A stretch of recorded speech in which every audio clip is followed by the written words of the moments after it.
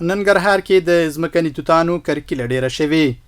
د ننګرهار کرنې او مالدارۍ ریاست د کرنې ترویج او پراختیا مدیر انجینر شمسور وایي سږکال د ننګرهار په سره رود، خوږیاڼو، کوټ او درنور ولسوالیو کې په 350 جریبه ځمکني توتان کرل شوي چې په خبره 480 میټریک ټنه حاصل به ورکړي.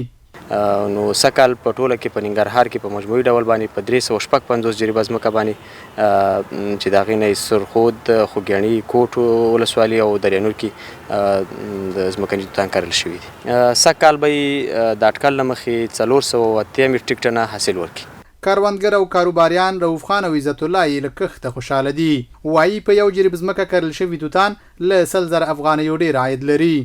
یار انشاءالله دا خو ډېره ښه عاید کوي او د نور کښتونو دا ډېر ښه حاصلات لري. ډېره یار انشاءالله چې داسې رواني که نه دغه اتیا روپۍ او 10 روپۍ چې ډبې خرڅي که نه یو جریب انشاءالله جوړي 2 لکه 2.5 لکه پورې جوړېږي.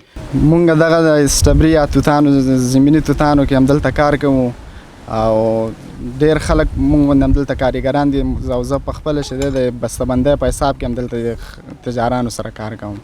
خوشحال یم ډېر او 600 روپۍ مزدوري راکوي. په ټوله کې ځمکني توتان د کوکنارو یو ښه بدیل هم ګڼل کېدلی شي چې عواید هم د پام وړ ډېر دي.